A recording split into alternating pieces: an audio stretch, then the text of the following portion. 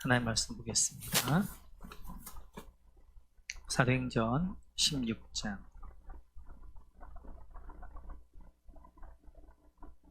사도행전 16장 23절에서 31절까지 말씀 보도록 그렇게 하겠습니다.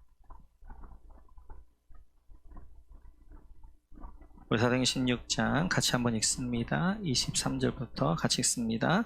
많이 친 후에 옥에 가두고 간수에게 명하여 든든히 지키라 하니 그가 이러한 명령을 받아 그들을 깊은 옥에 가두고 그 발을 착고에 든든히 채웠더니 한밤중에 바울과 실라가 기도하고 하나님을 찬송하며 죄수들이 듣더라. 이에 갑자기 큰 지진이 나서 옥터가 움직이고 문이 곧 다 열리며 모든 사람의 매인 것이 다 벗어진지라. 간수가 자다가 깨어 옥문들이 열린 것을 보고 죄수들이 도망한 줄 생각하고 칼을 빼어 자결하려 하거늘 바울이 크게 소리질러 이르되 내 몸을 상하지 말라 우리가 다 여기 있노라 하니 간수가 등불을 달라고 하며 뛰어들어가 무서워 떨며 바울과 실라 앞에 엎드리고 그들을 데리고 나가 이르되 선생들이여 내가 어떻게 하여야 구원을 받으리까 하거늘 이르되 주 예수를 믿으라 그리하면 너와 내 집이 구원을 받으리라 하고 아멘. 계속해서 빌립보에서 있었던 일인데요. 이제 귀신 들린 아이를 고쳐준 다음에 있었던 일입니다. 같이 한번 우리 22절 같이 한번 읽어볼까요? 성경 우리 사도행전 16장 22절 같이 읽습니다. 무리가 일제 일어나 고발하니 상관들이 옷을 찢어 벗기고 매로 치라 하여. 이렇게 이제 귀신 들린 아이를 고쳐준 것 때문에 바울과 바나바가 잡히게 되어지고요. 저들의 옷을 찢어서 벗겨버렸습니다. 그리고 매로 치는데 우리가 잘 알다시피 로마 시대의 매라는 것은 채찍입니다. 그래서 이 채찍 끝에는 이런 이제 이런 이제 갈고리 같은 것이 있어가지고 딱 치면 이제 살찜이 찢어지는. 그래서 이렇게 이제 이 매를 바울과 실라가 맞습니다. 맞는데 어떻게 맞냐면 23절 같이 한번 읽어볼까요? 23절 같이 읽죠. 많이 친 후에 옥에 가두고 간수에게 명하여 든든히 지키라 하니. 이렇게 채찍질 이제 매를 치게 되어지는데 많이 쳤다는 것입니다. 그러니까 죽을 때까지 쳤다는 거예요. 성경은 하나님의 법은 신명기에 보게 되어지면 매에 대하여 정하십니다. 40대까지 이제 이렇게 매로 때릴 수 있도록 그렇게 되어져 있는데 유대인들은 수를 잘못 셀까봐 40에 하나 감한매를 때립니다. 그런데 지금 로마법에는 그런 법이 없어요. 그래서 정말 죽을 때까지 채찍으로 내리치고 때린 것입니다. 그래서 이제 옥에 가두게 되어지는데 그 옥도 우리 24절을 보면 이렇게 되어져 있습니다. 같이 한번 읽죠. 시작. 그가 이러한 명령을 받아 그들을 깊은 옥에 가두고 그 발을 착고에 든든히 채웠더니. 이렇게 매로 때린 이들을 깊은 옥에 가두었다는 것입니다. 로마에는 세 가지의 옥이 있습니다. 경범자들, 그 다음에 이제 중범자들, 그 다음에 반역죄인. 이 깊은 옥에 가두었다는 것은 반역죄인입니다. 아주 깊은 곳에, 가장 깊은 곳에 지하 감옥에 가두었다는 거예요. 뿐만 아니라 그들 발에 착고를 든든히 채웠다고 그러는데요. 이 착고라는 것은 이제 그런 이게 묶임이지요. 이제 수갑 같은 건데 다리를 쫙 벌리고 채우는 것입니다. 움직이지 못하도록. 근데 지금 등을 기댈 수도 없어요. 왜냐하면 온 등과 온 몸이 채찍으로 이제 이렇게 너무 찢겨져 있어가지고 누울 수도 없습니다. 그런 형편 가운데 지금 바울과 실라가 있게 되어지는 거예요. 오늘 이 본문을 보면 우리가 세 가지 정도의 의문이 듭니다. 첫째는, 아니 귀신 들린 아이를 하나 고쳐준 것이 뭐가 그렇게 큰 죄이기 때문에 이렇게 매로 많이 치고, 그리고 저 이제 반역죄인들이나 하고 있는 저 이제 이렇게 감옥 안에다가 그렇게 깊은 감옥에다 가두게 되어지고, 왜 이러는가? 아니 아이 하나 고쳐준 것이 이렇게 큰 죄인가? 두 번째는, 선교팀은 4명이었습니다.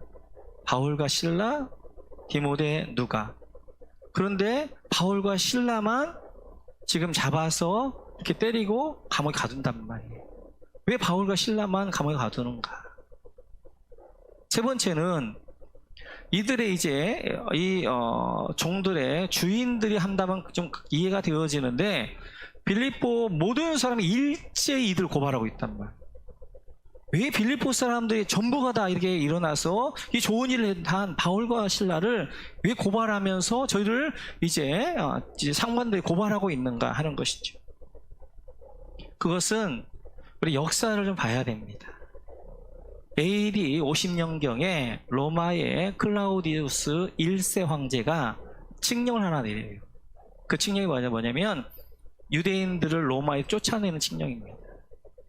유대인들이 소란을 일으킨다고 해서 AD 50년경에 유대인들을 쫓아내는데 로마에서 유대인 2만 명이 쫓겨나요. 그러시면 AD 51년경이니까 그 일 있은 후에 1년 후란 말이에요. 빌립보는 로마의 직할 도시예요. 로마를 추종한단 말이에요. 그래서 이제 이들을 고발할 때에도 유대인으로 고발하는, 그렇기 때문에 정통 유대인이었던 바울과 실라만 때리는 거예요. 헬라인이었던 디모데랄지 누가는 안 잡는 거예요.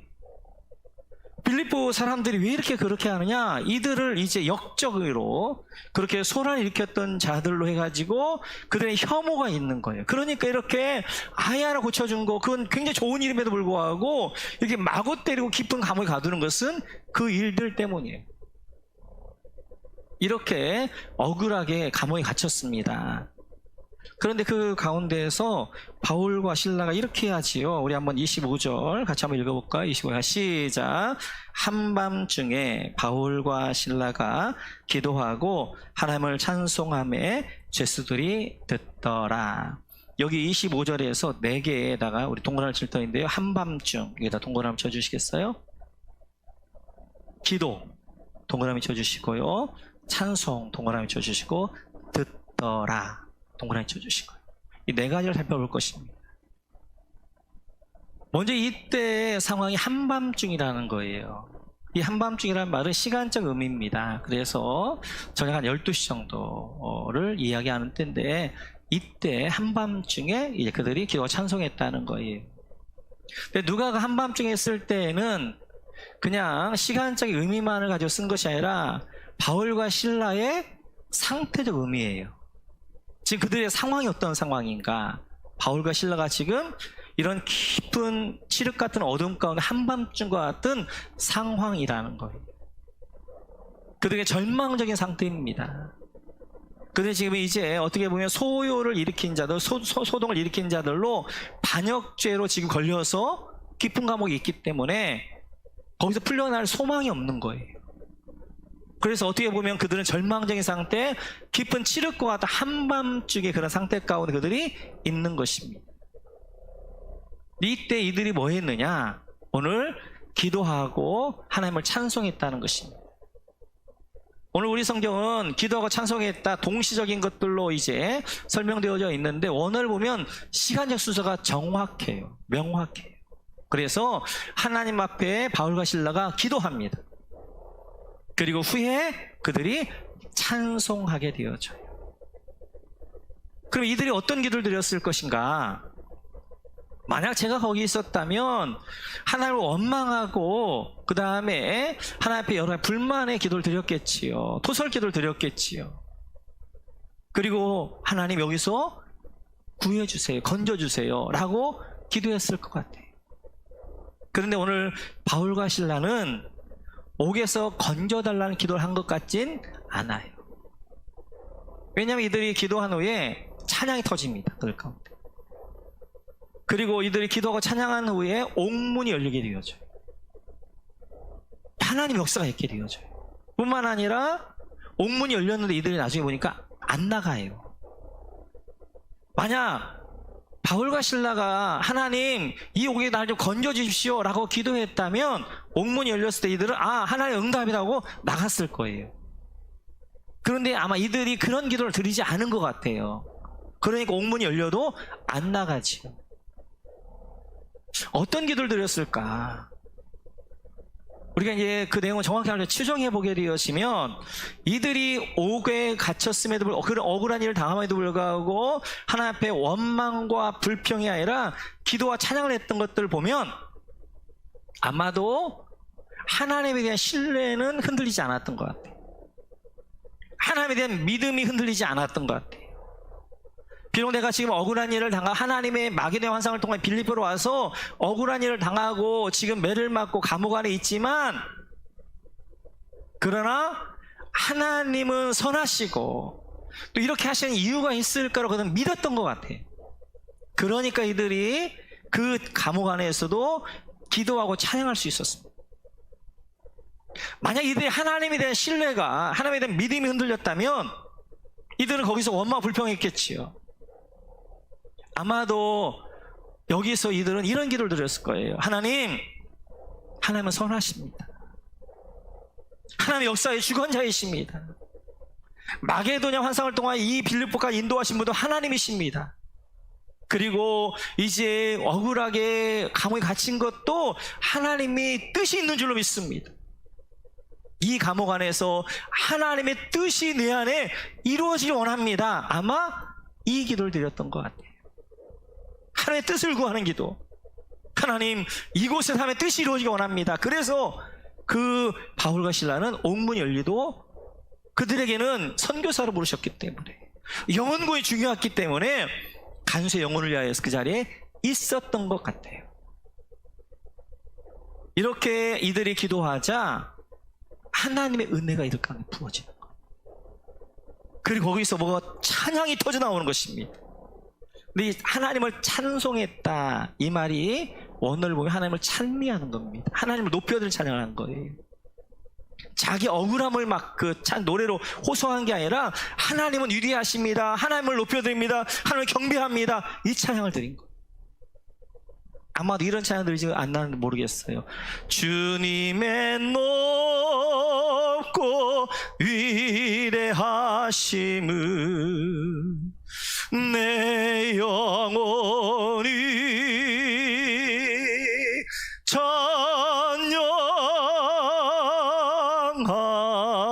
찬양하네. 아마 이런 찬양을 들은지 모르겠어요.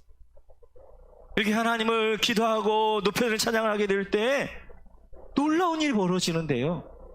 우리 한번 25절 다시 한번 읽어볼까요? 시작.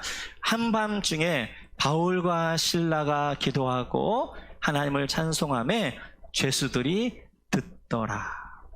죄수들이 들었다는 거예요.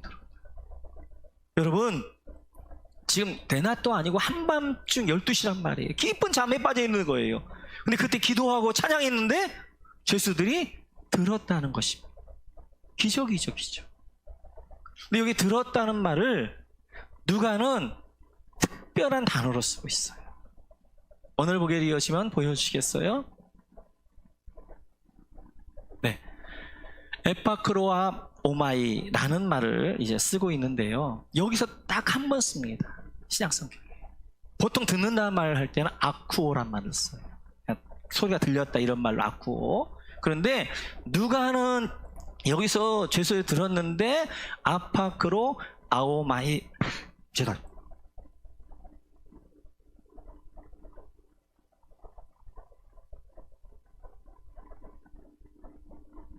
마이라는 쓰는 특별한 단어를 쓰게 되어졌는데 이 말은 듣는데 기쁨으로 들을 때 쓰는 말입니다. 그러니까 죄수들이 듣는데 어떻게 들었더라? 기쁨으로 들었더라. 이 바울과 실라가 하나님을 찬양하는 그 찬양이 얼마나 아름다웠, 얼마나 영권이 있었든지 그 영적 권세에 눌려가지고 그들이 아무 얘기도 못하는 거예요. 이 밤중에 너희들이 무슨 노래하냐 이렇게 막 소리 지르고 할 수 있는, 단동 부를 수 있는데 그러지 않고 모두가 다 기쁨으로 그 영권 가운데 듣고 있는 거. 기적이죠, 기적. 그랬을 때 26절에 보면 이런 역사가 일어납니다. 우리 한번 같이 읽어볼까요? 시작. 이에 갑자기 큰 지진이 나서 옥터가 움직이고 문이 곧 다 열리며 모든 사람의 메인 것이 다 벗어진지라. 여기도 두 개에다가 동그라미 칠까요? 열리며 여기다 동그라미 쳐주시고요. 벗어진지라 여기다 동그라미 쳐주세요. 이렇게 바울과 실라가 하나님을 기도하고 찬양했을 때 하나님이 역사하기 시작합니다. 그리고 지진이 나게 되어져요. 그리고 옥문이 열리면서 매였던 착고들이 풀려나게 되어져요.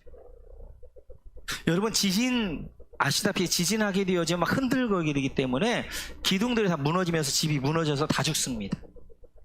그러니까 하나님의 역사예요. 지진이 있는데 집은 안 무너지고 뭐만 하는 거예요? 옥문만 열리고 착고만 열리는 거예요. 풀어지는 거예요. 하나님의 역사예요. 지금 바울과 실라가 기도하고 찬양했더니 하나님의 역사가 일어납니다. 기도와 찬양, 하나님의 역사 전부가 다 믿음의 요소들이에요. 그런데 제가 늘 강조하는 것처럼 믿음 가운데 정말 중요한 믿음이 믿음의 순서입니다. 동일한 믿음의 요소가 있지만 어떤 믿음의 요소는 역사가 일어나고 그 안에는 능력이 나타나는가 하면 어떠한 믿음의 요소들은 아무런 능력이 안 나타나요. 그 차이는 뭐냐면 순서의 차이예요. 순서. 하나님 옥문을 열어주시면 기도하고 찬양하겠습니다. 그랬으면 옥문 안 열렸을 거예요. 근데 이들이 먼저 기도해요. 먼저 찬양해요. 그랬더니 하나님의 역사가 일어나게 되어지고 옥문이 열리고 착고가 풀려나게 되죠. 순서예요, 순서. 그래서 먼저 기도하는 것이고요, 먼저 찬양하는 거예요. 그래야 그 찬양과 기도는 역사를 만들어내게 되어지는 것입니다. 우리가 혹시 한밤중에 이런 상황 가운데 있을 때 중요한 것이 하나님 찬양하고 하나님을 예배하는 것이고 기도하는 거예요. 근데 어떤 찬양과 기도냐? 하나님을 높여드리는 찬양과 기도예요. 그때 하나님의 역사가 일어나게 되어지고 오늘 말씀과 같이 문이 닫혔던 문들이 열리며 메인 것들이 풀어질 줄로 믿습니다. 믿습니다. 하나님의 이런 역사가 있게 되어져요. 여러분들이 어려운 가운데 있을 때 한번 동일하게 기도를 두 번 드려보세요. 어떤 기도를 드려보냐? 하나는 하나님 이 어려운 가운데 벗어나게 해주세요. 구해주세요. 이런 기도를 한번 드려보세요. 그런 기도를 많이 드리면요 굉장히 마음이 불안해지고요, 더 갈급해지고요, 더 이제 눌립니다. 그때 하나님을 높여드리는, 하나님 앞에 영광 돌리는 그런 기도를 드려보세요. 하나님 이 가운데 하나님의 뜻이 이룰 줄 믿습니다. 우리 하나님 지금도 사랑해 줄 믿습니다. 기도할 내용이 없으면 하나님은 선하십니다. 하나님은 늘 옳습니다. 이 기도만 한번 100번 드려보시면 여러분 마음에 어떤 은혜가 부어지는지, 그 하나님의 그 큰 은혜가 부어지면서 이 가슴이 터져버릴 것 같고 감당 못할 은혜가 부어지는 거예요. 오늘 바울과 실라에게 이런 은혜가 부어진 거예요. 하나님을 그 기재 감옥 가운데 원망과 불평하는 것이 아니라 구인하는 기도하는 것이 하나님을 높여 기도를 했더니 하나님이 그들 가운데 은혜를 부어주시는데 감당 못할 은혜, 그 크신 하나님, 그래 그 하나님을 높여 찬양했던 것들을 보게 되어져요. 그래서 이제 이렇게 옥문이 열리게 되어지는 놀라운 역사가 있었던 것처럼 우리 안에도 이러한 이제 하나님의 찬양과 기도할 때 하나님의 역사가 있어서 열려진 역사의 길을 주의를 축원합니다. 벗어지는 자유케 하는 메인 것들이 풀어지는 역사의 길을 주의로 축원합니다. 이렇게 이제 옥토가 움직이니까 27절 이하를 보면 간수가 난리가 난 거예요. 지금 사람들이 다 도망갔다고 생각하는 거예요. 옥토가 불고 이제 졸다가 자다가 이제 일어나가지고 막 가서 보니까 옥문이 다 열려 있는 거예요. 그러니까 이 간수가 자결하려고 합니다.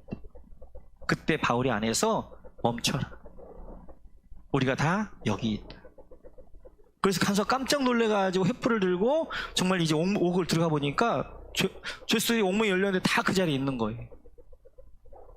그러자 이 간수가 이제 바울에게 이렇게 질문합니다. 우리 같이 한번 30절 같이 한번 읽어볼까요? 30절 같이 읽죠. 시작. 그들을 데리고 나가 이르되 선생들이여 내가 어떻게 하여야 구원을 받으리까 하거늘.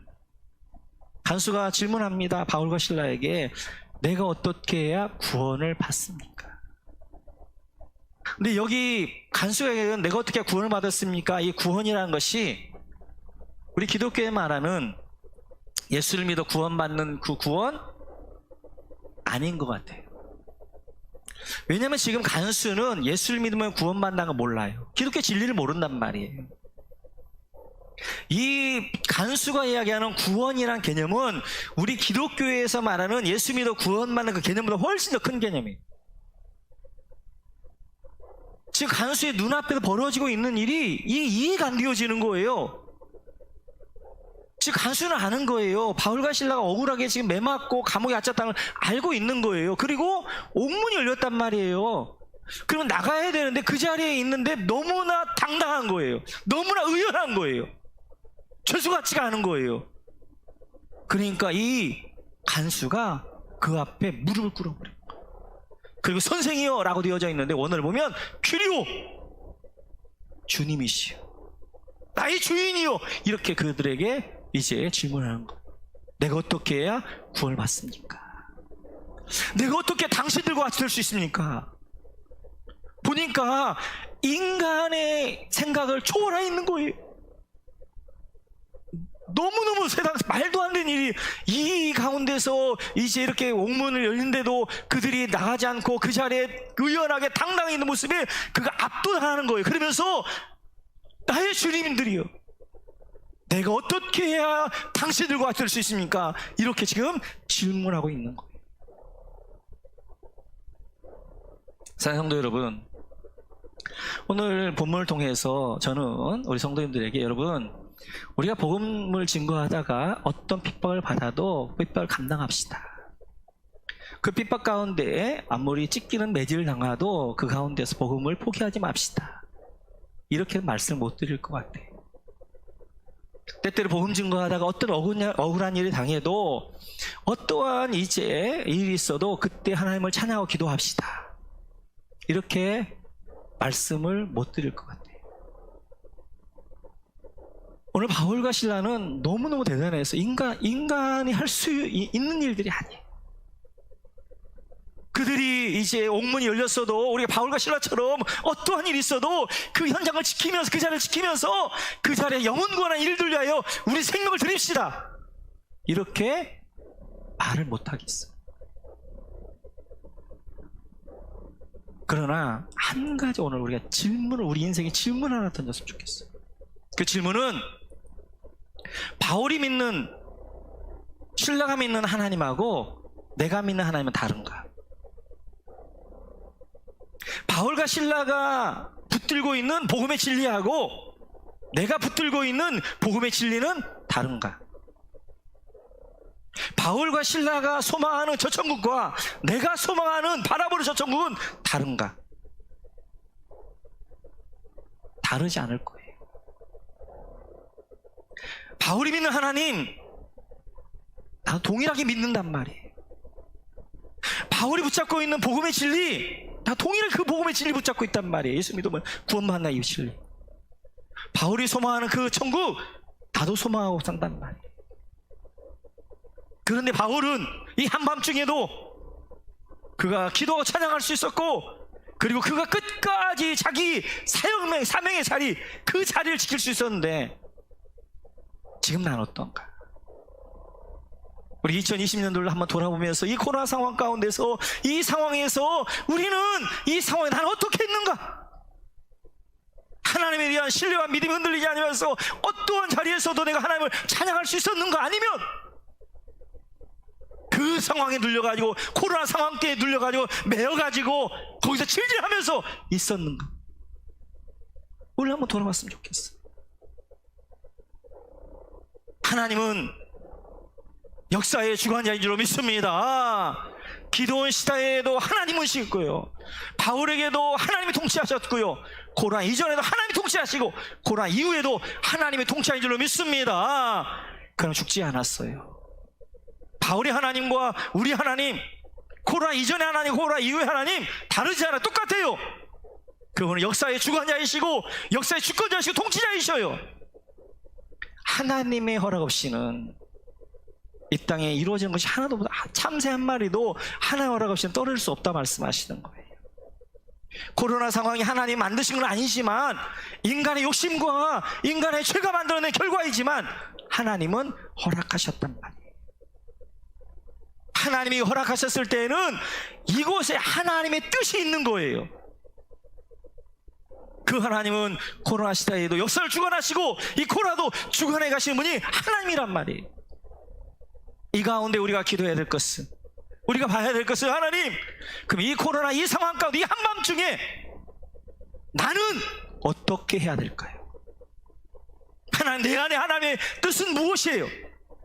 하나님, 우리 교회는 이런 때 어떻게 해야 될까요? 하나님의 뜻은 무엇이에요? 라고 질문하고 물어야죠.